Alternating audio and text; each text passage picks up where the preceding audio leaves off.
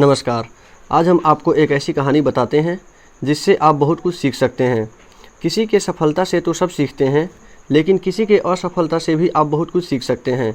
आज हम आपको एक ऐसी ही कहानी बताने वाले हैं। ये कहानी है इलेक्ट्रॉनिक्स के एक बहुत ही बड़े मल्टीनेशनल कंपनी LG कंपनी के फ़ोन्स के फेल होने के बारे में। कहते हैं कि अगर आप समय के साथ अपने आप को अपडेट नहीं करते हैं तो समय आपको आउटडेट कर देता है। किसी मंजिल को पाने के लिए अगर आपका चुना गया मार्ग ही बाधक बने खड़ा हो तो उस मार्ग को बदलना ही ठीक होता है। और जो समय के साथ परिवर्तन के समीकरण को नहीं समझते उन्हें सिर्फ असफलता ही हाथ लगती है। ऐसा ही कुछ हुआ LG कंपनी के साथ।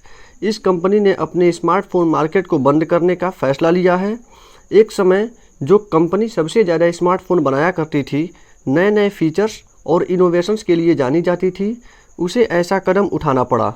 ये कैसे हुआ?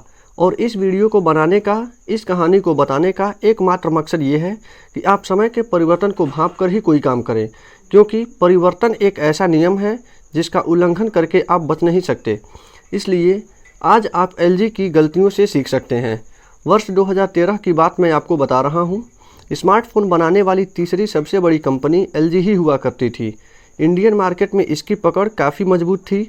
आपको ये जानकर हैरानी होगी कि LG ने बीते कुछ सालों में कई क्रांतिकारी इनोवेशन भी किए हैं।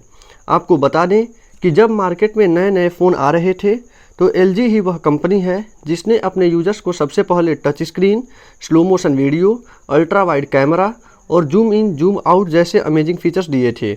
इस कंपनी ने 2015 में आईफोन के जैसे स्टेनलेस स्टील के फ्रेम्स वाले फ़ोन भी लॉन्च किए थे।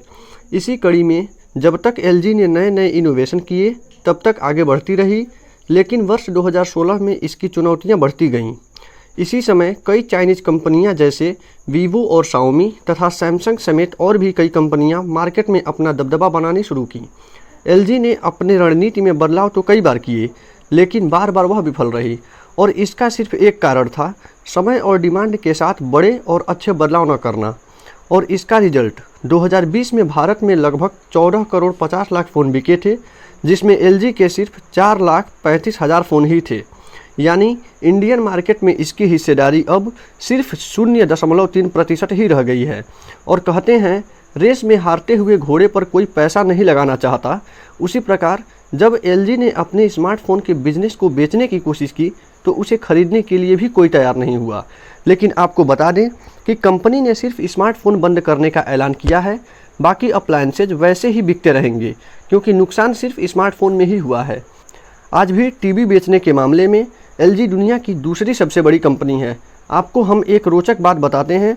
जब 2007 में एप्पल का पहला फ़ोन मार्केट में आया तब पूरी दुनिया में मोबाइल फ़ोन बनाने वाली 5 बड़ी कंपनियां थीं, नोकिया, मोटरोला, सैमसंग, सोनी और LG।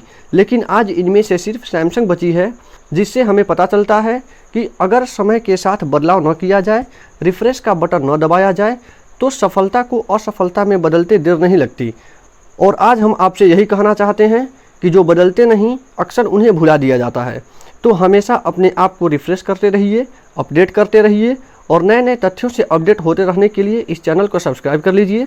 मिलते हैं अपने अगले वीडियो में किसी नए टॉपिक के साथ। धन्यवाद।